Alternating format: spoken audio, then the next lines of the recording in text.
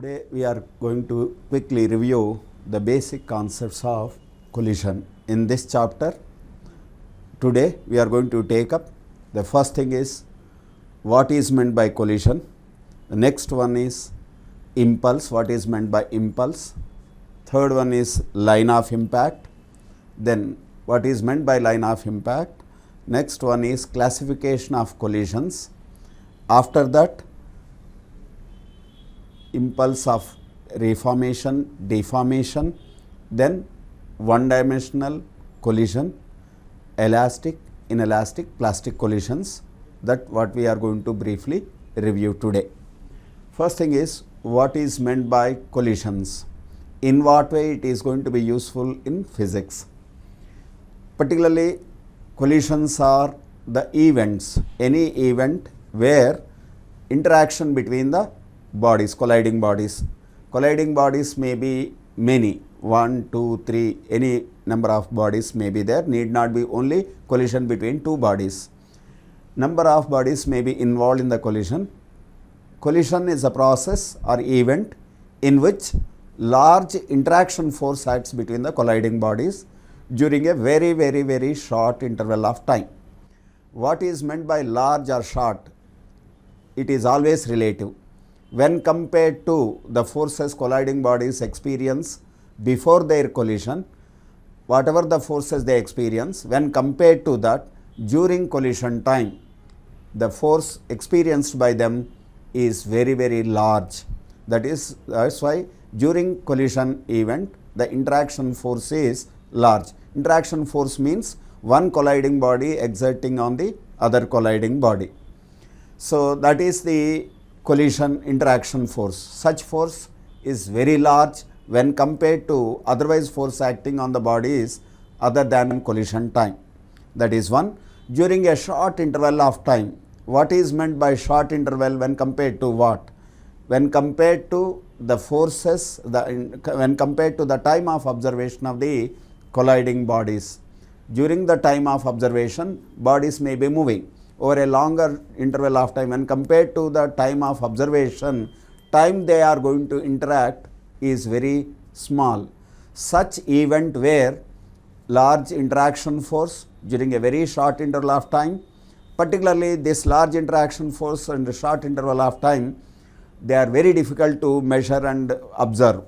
And what we will be able to make out may not be able to exactly observe actually how the collision is taking place. But event before, event after, clear-cut demarcation makes the event collision has taken place. For example, a cricket ball is being hit by a cricket bat. Cricket ball and bat, definitely we know that bat is hitting the cricket ball. But during the time, we will not be able to exactly see with our eyes how the cricket ball is hitting the bat or bat is hitting the ball. But we will be definitely able to make out that cricket ball is being hit by the bat, because before the collision ball was moving towards the bat. Within no time the ball has changed its direction and we will hear lot of sound where the bat is hitting the ball. Event before, event after, by clear demarcation indicates that event has taken place. Such an event where the large interaction forces during a very short interval of time make it a collision. Collision as a process. Now, in this case, as I told you, need not be only two bodies involved. There may be many bodies involved. Okay. Therefore, the bodies number, there is no requirement that only two bodies are involved. Similarly, they need not be physically in touch. Colliding bodies need not be physically touching each other. Particularly in the case of ball-bat collision, definitely ball and bat physically touch each other. But in physics, we will come across events which are called as collisions.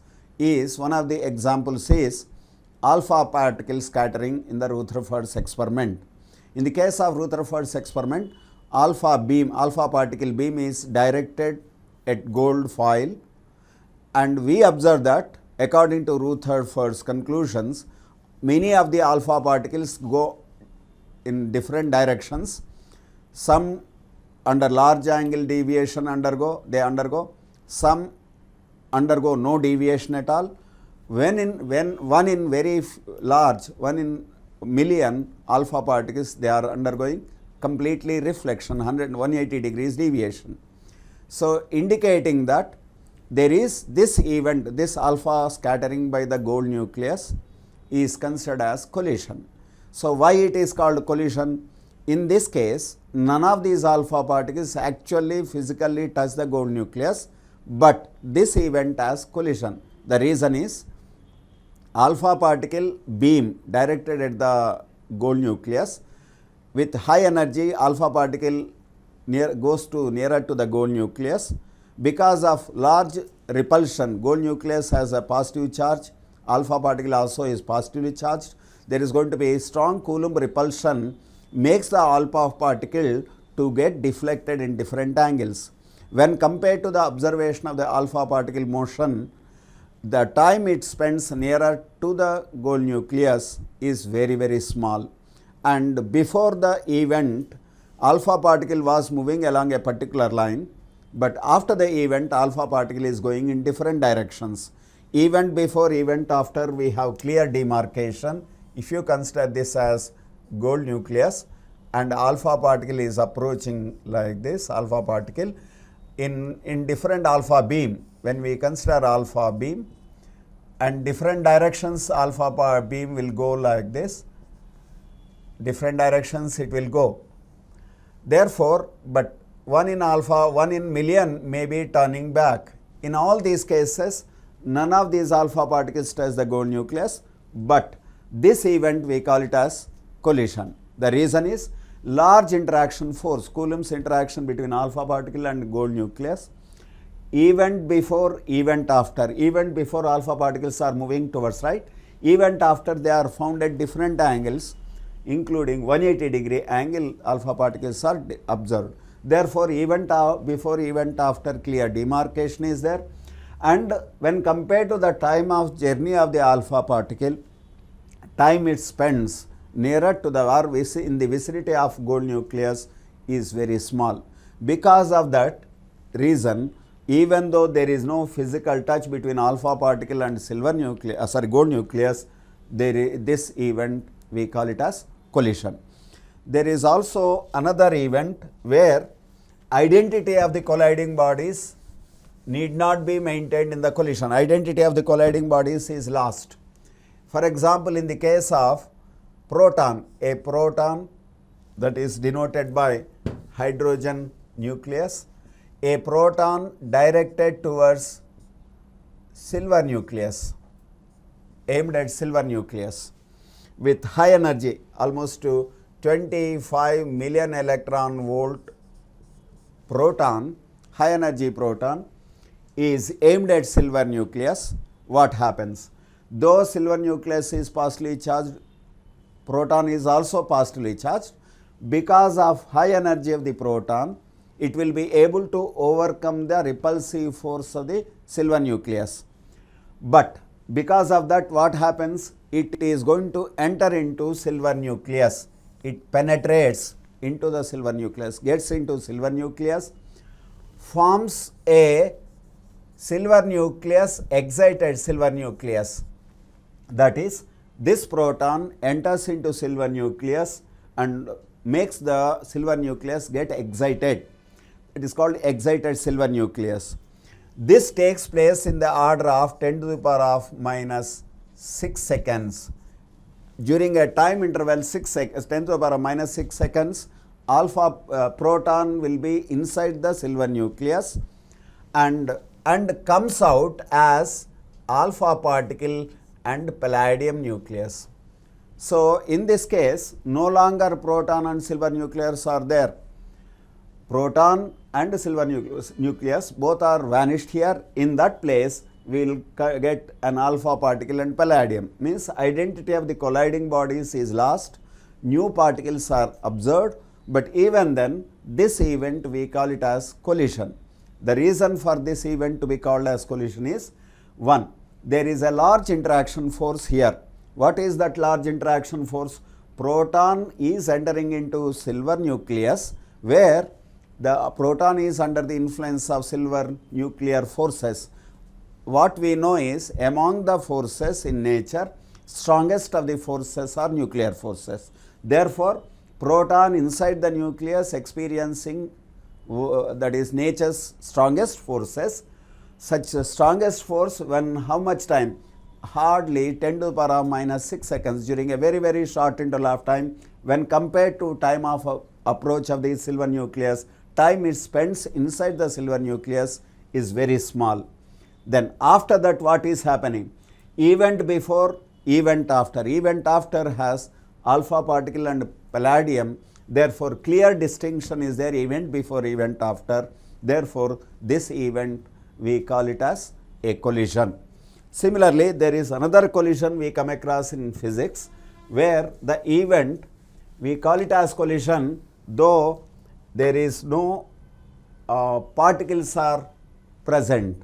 Say for example, there is one event where a positron and an electron, one is called particle, electron is a particle, positron is called its antiparticle. Antiparticle in the sense same amount of charge, positive charge, but mass is same as that, electron and positron, particle and antiparticle. When particle and antiparticle come under suitable conditions close to each other, in that place they vanish and a gamma ray photon is emitted. This is not a particle, photon is energy. Alpha, this is one electron, positron interact with each other, give rise to a photon. Means in this process both electron and positron are completely vanished, particles are lost. In that place we are getting energy. This event also we call it as collision. The reason is here large quantum mechanical forces, exchange interactions will act in the particles and give rise to energy. That is entirely particles are lost. Even then we call it as collision. Event before, event after, clear demarcation is there. Event takes place during a short interval of time around 10 to the power of minus 8 seconds. So that is the lifetime of positron. This event we call it as collision, that is forward. That is called pair annihilation process. This is called pair annihilation, where electron positron pair are lost and photon is emitted. There is another type of event that is also collision, that is reverse process. A gamma ray photon under suitable conditions will give rise to a pair of particle and its antiparticle, that is electron positron pair are created by gamma ray photon under suitable conditions. This reverse process is called pair production process. In the case of pair production process, energy is converted into matter. In the pair annihilation process, matter mass is converted into energy. The reverse process here, where gamma ray photon is giving rise to electron positron pair, this event also we call it as collision. Though there were no particles was earlier, but there are particles now, that is also we call it as collision. Therefore, collision as event in which large interaction force during a short interval of time, event before, event after, clear demarcation makes the event to be called as collision. Now, collisions, before we analyze collisions and classify collisions, we will try to consider now the line of impact. Based on that we make classification later. First one is line of impact. When the collision is taking place between the bodies, what is the line of impact? Say for example, this line of impact depends on shape of the body. If your colliding bodies are spheres, let us assume that there is a sphere, another sphere, it is colliding. When there is a collision between the spheres, there is contact point here. This is the point of contact. At this may be moving and this may be at rest, or both may be moving in opposite directions, both may be moving in these directions. Various possibilities are there. In that, if this is interacting with that, if it is colliding with this or this is colliding with that, then there is going to be interaction force. That interaction force usually will be perpendicular to the surface of contact, that is normal to the surface of contact. This surface is the surface of contact, means along this surface this is a contact point. Contact point is lying on this surface and interaction force will act along this direction. This interaction force direction usually gives the line of impact. Now, in case that depends on nature of the bodies, shape of the bodies. Say for example, we have an inclined plane, wedge is there. A body is falling on it and colliding. Then in that case, the interaction was point of contact will be like this. Then normal reaction for in this direction, the impulse force ball will experience and interaction force wedge will experience is this, that is perpendicular to this surface of contact. That is the surface of contact. When in the case of bodies are not moving, one of the bodies is at rest. Say for example, we have a sphere rest on the surface. If a stick, that is Q is hitting it in this direction, then the impulse direction or interaction force direction is this. Or if a body is some sphere is like this, a plate is or bat is hitting it. When the bat is hitting it, this is the direction. When it was at rest, it starts moving in this direction. Therefore, generally when a body is at rest or bodies are at rest, when they start moving under the action of impulsive forces, then that direction usually considered as line of impact. Based on the line of impact, we have classification of collisions. Collisions classification, broad classification is, one is head on, second one is oblique, or head on collision also is called direct collision. Oblique collision is 2 or 3 dimensional oblique collision. Collision is head on or oblique.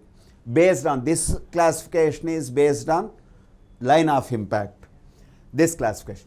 There is another classification of collisions based on energy, based on the energy of the colliding bodies. Based on the energy, we have collisions classification. One is elastic, inelastic,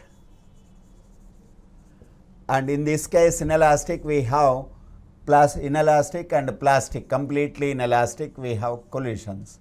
Like that we have classification. Head on and oblique, what is the basis? This classification is based on the line of impact. This classification of the collisions is based on energy consideration. So what is head on and oblique? In case if the bodies are, say for example, 2 spheres going along the direction, along a straight line on a horizontal path, if they are, this may be at rest, this may be moving, they are initially moving in the towards right. This is one sphere, this is another sphere. U2 velocity, U1 velocity, it is going masses are M1 and M2. Now in this case, if U2 is less than U1, this sphere is going to hit it. During hitting, what will happen? This will exert force on this. The force it exerts on this, that is interaction force, acts along the line joining them. So after collision, if the colliding bodies continue to move along the same line in which they were moving, that is line of motion of the colliding bodies continues to be same even after collision, which is equal to before collision. In that case, that collision we call it as head on. In this case, the interaction impact, line of impact is along the line of motion of the particles. That is, before the collision, after collision, motion of the bodies coincides with the line of impact. If line of impact direction, motion of particles, motion velocity direction coincides, in that case that collision is called head-on collision. In the case of oblique collision, a body, let us assume that there is a sphere at rest, this is at rest, another sphere is moving in this direction. When there is a touching, that is interaction is there, let us assume that the sphere is hitting this sphere in this way. When it is hitting it, moving in this direction, before collision, the first sphere is moving in this direction. Let us assume that this is at rest before collision. Now, during collision, what happens? The interaction force acts perpendicular to the line of surface of contact. Therefore, interaction force acts in this direction. That is called line of impact. Impact line is this, along which interaction forces act. But before collision, this body is moving in this direction. After collision, this may be moving in this direction, this may be moving, the first one may be moving in different directions. So, therefore, in this case, this collision we call it as oblique collision, because after collision, before collision, they are different from line of impact. So, therefore, when the line of impact coincides with the direction of motion of the bodies before collision, after collision, such collision we call it as head-on collision. And oblique collision is the one where velocity, motion of the bodies before and after collision, there is different from line along which impact forces act. So, therefore, that is oblique collision. And the next one is classification of the collisions based on energy. What is that energy we use for classification? It is the kinetic energy of the colliding bodies. Kinetic energy of the colliding bodies before and after the collision is same. That is total kinetic energy before collision, kinetic energy of the bodies, colliding bodies, total kinetic energy before collision is equal to kinetic energy after collision. That is what we call it as conservation of kinetic energy. If the kinetic energy of the colliding bodies is conserved, in that case, such collision we call it as elastic collision. If the kinetic energy is not conserved, in that collision, it is inelastic or plastic or completely inelastic. In what way it is different from inelastic case and perfectly inelastic or plastic case? In the case of perfectly inelastic collision, the colliding bodies have common motion after that, that is, they will have common velocity, maybe together they may be at rest or together they may be moving, but velocity is common among them. All the colliding bodies move with common velocity. In such cases, such collision we call it as the plastic collision. So, therefore, this is classification we have based on this. Next one is, what else other we have to consider in the collisions? Collision as an interaction where external forces are going to have least influence on the colliding bodies during collision time.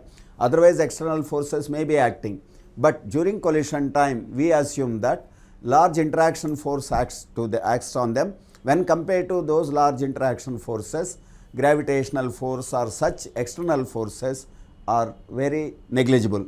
That is, impulse the interaction forces produce is very large when compared to the impulses produced by external forces. Usually, we ignore the effect of external forces during collision time.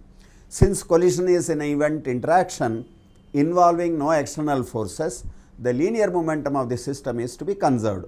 Therefore, whenever we identify the event as collision, first thing we have to consider is the momentum conservation. Linear momentum of the colliding bodies must be conserved.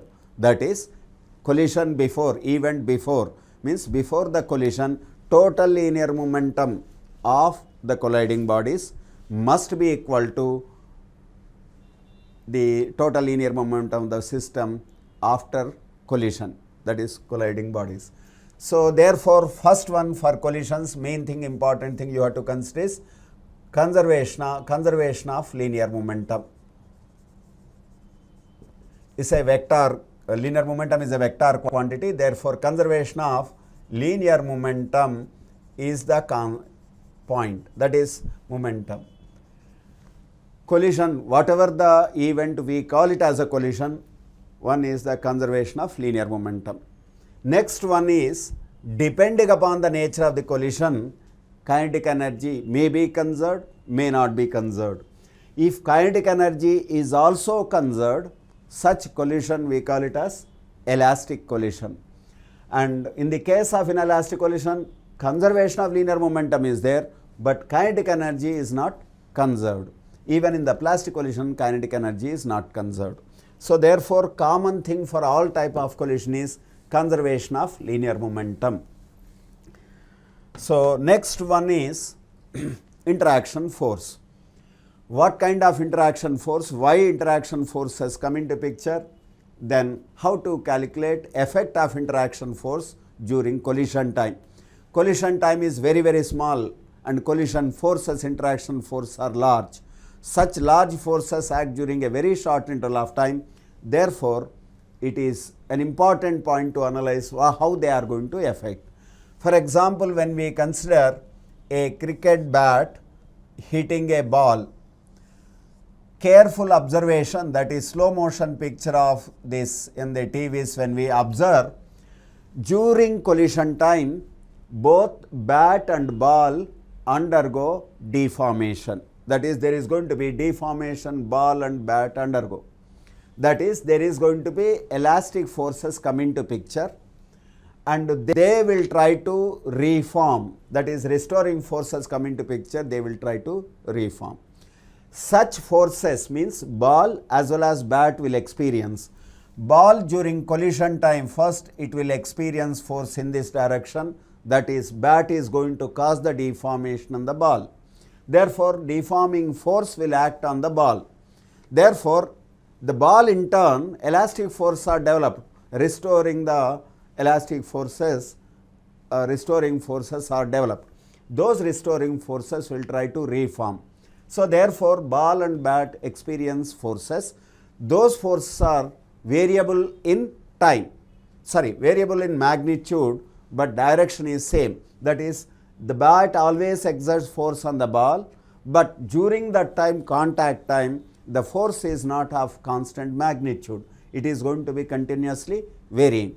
Therefore, time varying force in magnitude only, not direction, such variable force acts on it.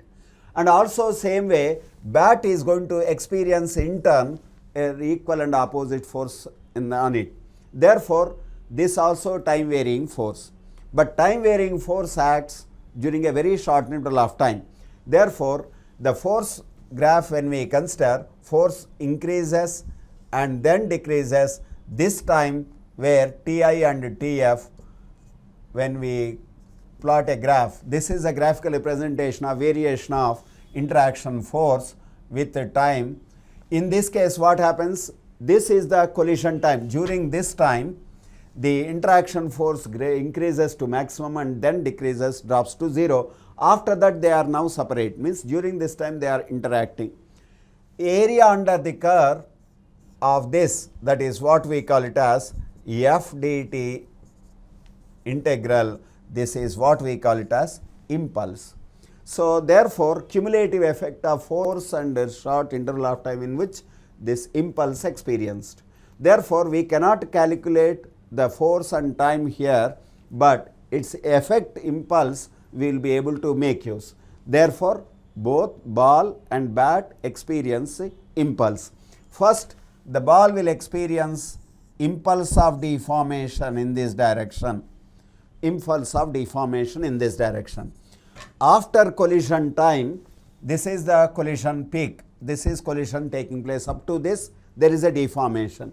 Next one, ball will try to come back to normal size. In that, reforming forces will come into picture in the opposite direction, that is elastic forces which are there in the body or ball. they will try to bring it back. Therefore, reforming forces will act, and this is impulse of reformation. Exactly opposite to that, impulse of reformation will be acting. So, impulse of deformation, impulse of reformation will be there, and which causes the momentum of the ball and momentum of the bat to undergo change. So, therefore, the time integral of impulsive force during collision time, we call it as impulse. Impulse is integral f dt, where f is the impulsive force and interval over which collision takes place. This is what collision time. Time integral of impulsive force over collision time, we call it as impulse. This is what is the consequence. Because of this impulse, what happens to the ball, what happens to the bat? Both ball and bat undergo change in momentum. So, therefore, the ball undergoes change in momentum, also bat undergoes change in momentum. In the elastic collision corresponding to head-on collision, elastic collision, let us consider two bodies M1 and M2 interacting. Head-on collision case, impulse is in this direction. Because of that, before collision, if they have velocities u1 and u2 before collision, these are the velocities along this line joining their centers. After collision, if the velocities of the balls are changed to v1 and v2, before collision they have u1 and u2 along this line. After collision also continue to be along the same line v1 and v2. And since before collision, after collision, they are moving along the same line joining the centers. In that case, this collision is head-on collision, and momentum conservation tells us that m1 u1 plus m2 u2 is equal to m1 v1 plus m2 v2, vector equation. That is linear momentum of the first ball, linear momentum of the second ball before collision. This is total linear momentum before collision is equal to total linear momentum after collision. Before collision, after collision. This is the first equation has to be satisfied. Therefore, this is the first equation in the case of head-on collision. Now, if the collision is elastic, in addition to this equation, the next equation which is going to be satisfied is kinetic energy conservation. m1 u1 half m1 u1 square is the kinetic energy of the first body before collision, and half m2 u2 square kinetic energy of the second body is equal to half m1 v1 square plus half m2 v2 square. This is the kinetic energy of the second body. So, these are the two equations which are to be satisfied. So, this we can write m1 u1 square as u1 dot u1, I can write in vectorially involving vector values of velocities. Similarly, kinetic energy I can write u2 dot u2 is equal to half m1 v1 dot v1, similarly plus half m2 v2 dot v2. So, like this we can write in this way or this way. Solving these two, that is solving for v1, v2 unknown velocities here before after collision, we will get expression for head-on elastic collision as m1 minus m2 by m1 plus m2 into u1 plus 2m1 u1 by m1 plus m2. That is what you will be getting as the velocity of the first ball, that is colliding ball, that is called instant ball. Velocity after collision depends on the final velocity, depends on initial velocity of the instant ball as well as target ball, depends on mass of the balls also. Next one, similarly, by solving this velocity of the second ball after collision, means after being hit head on elastically, the second ball velocity we can calculate as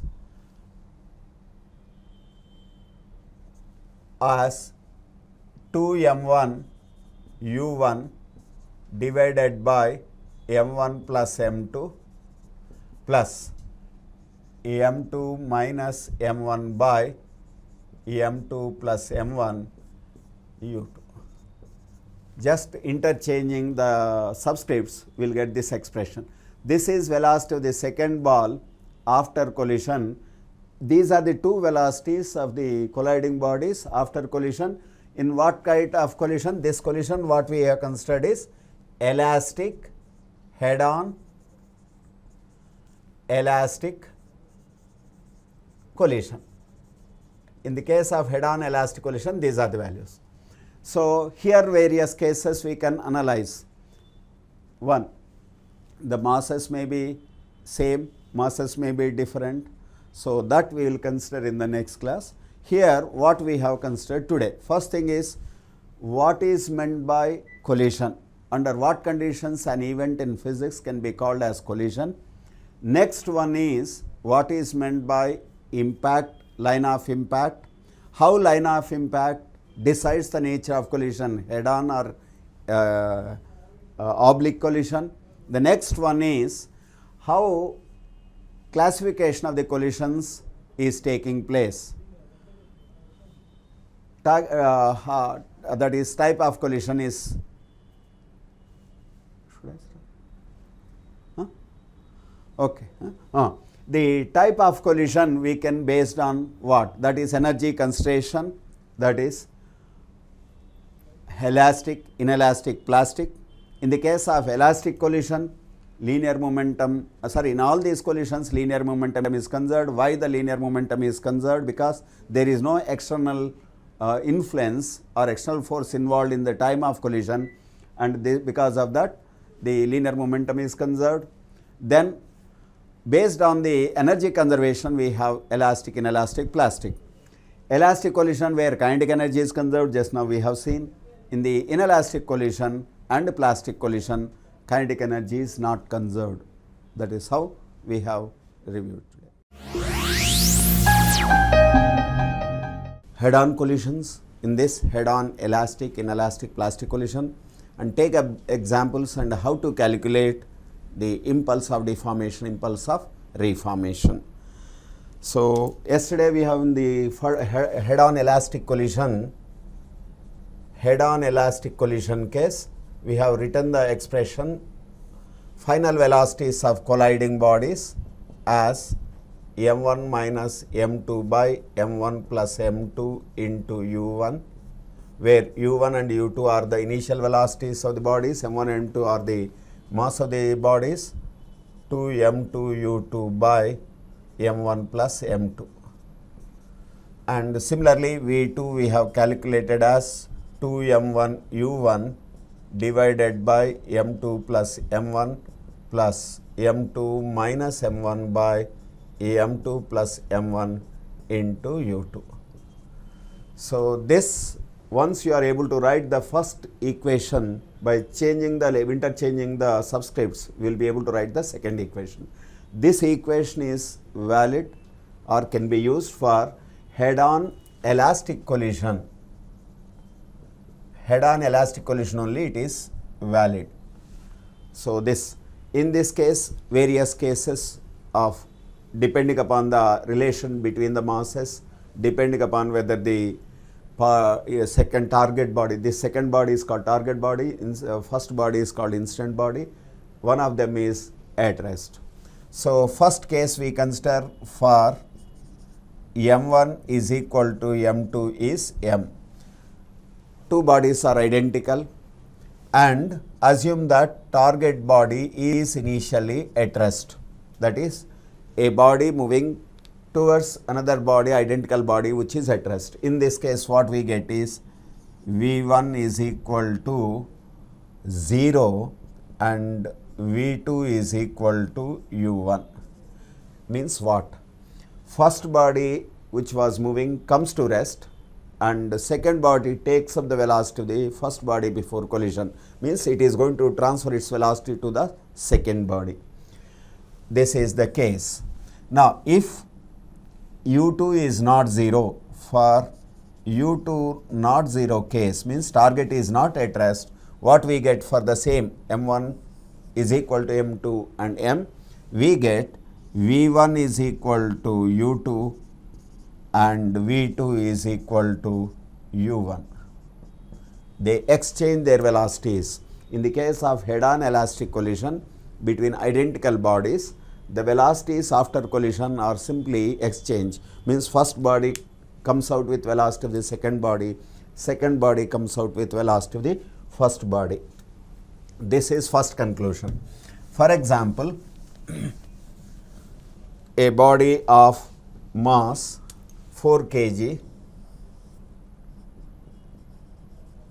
is moving with a velocity 2 meters per second, and another body of 4 kg mass moving with 4 meters per second.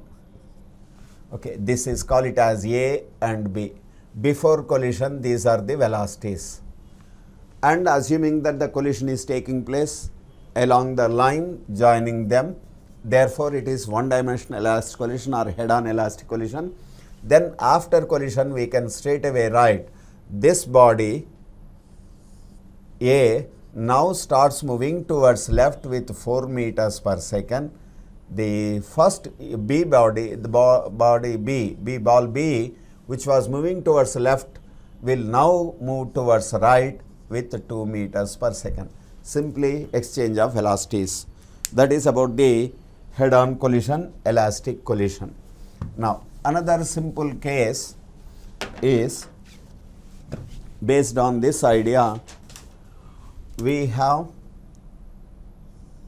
two balls, identical balls, B and C are at rest, and A, which is all these are identical, M mass of this is M, mass of this is M, moving with a velocity U, at rest initially, that is before collision.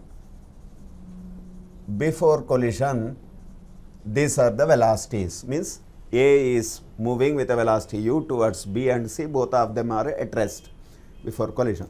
Now, how to calculate, how to decide after collision what is going to be the velocity of these bodies?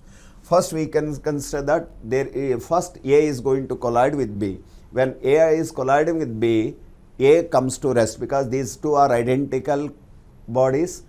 Collision is elastic, head-on. Thereby, A comes to rest. After collision, A comes to rest. A will be at rest. Then, what happens? First, it will transfer its velocity, exchange the A and B collision. B will be getting the velocity of A. Then, what happens? B now moves towards C and makes a collision.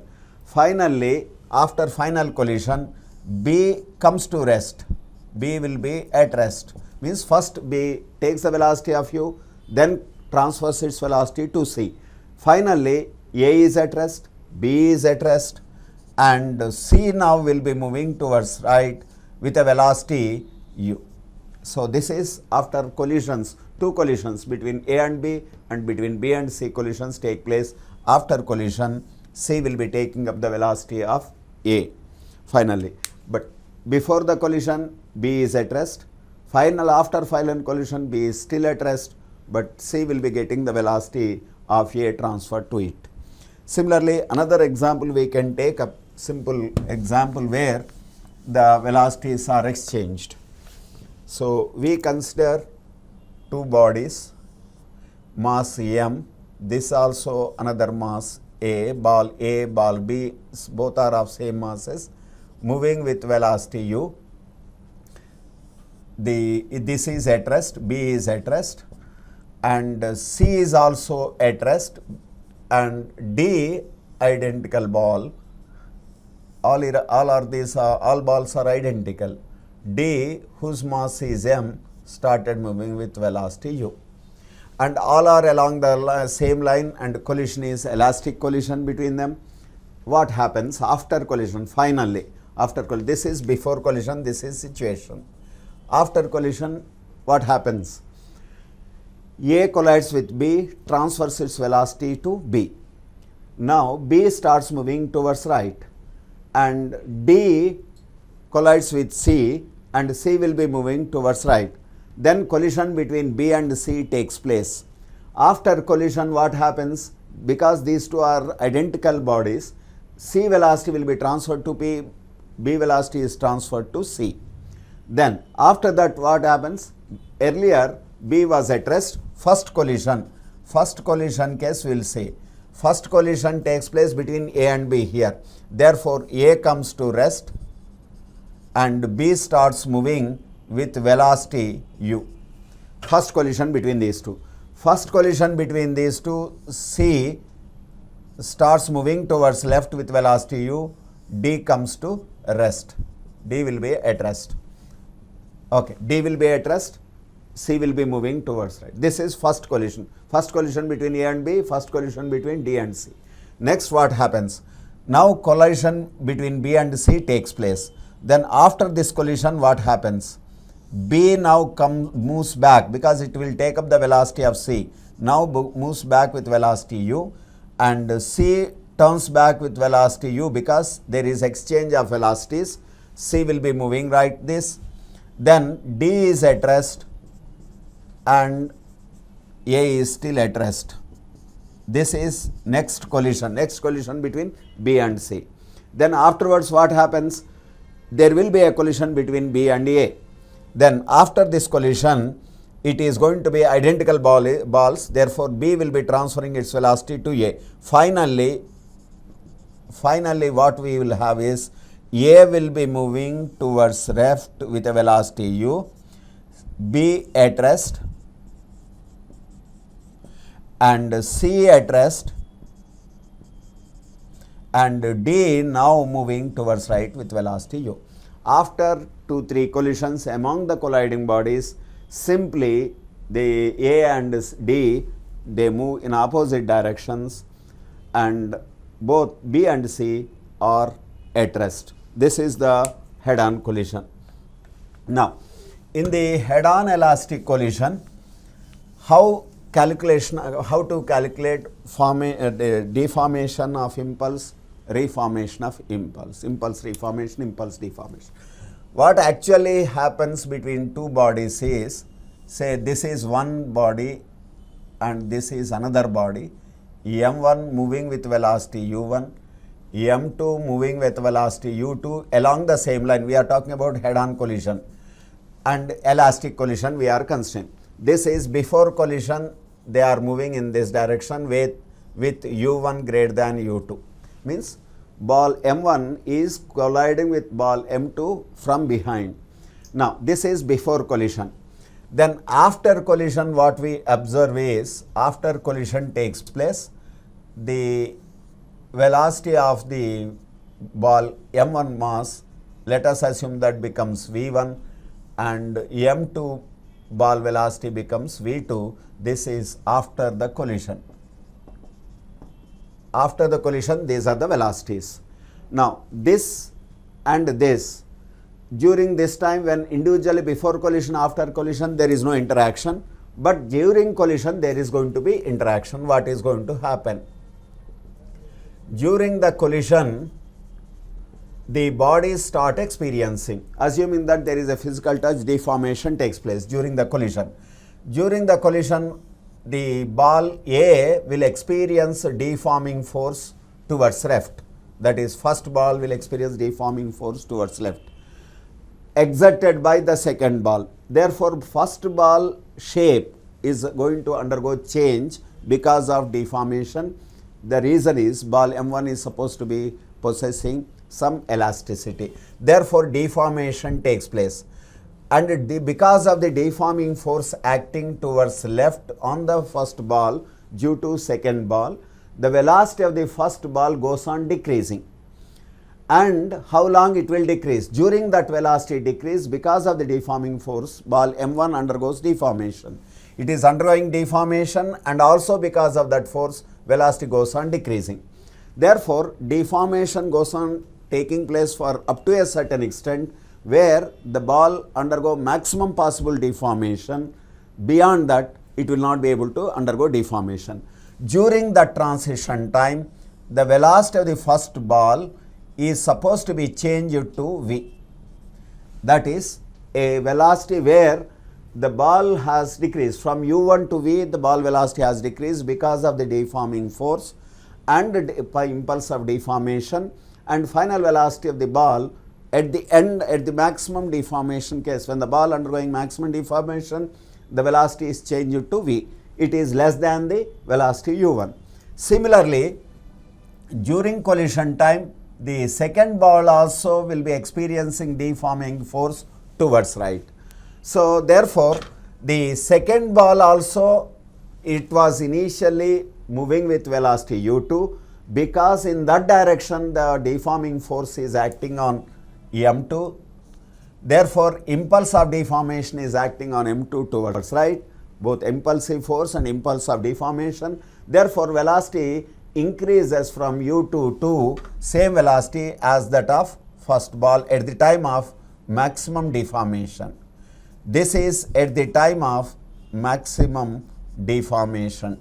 During maximum deformation, both the bodies are going to be touching each other, they are going to be touching each other, and both undergo maximum deformation, and both will be moving together with common velocity.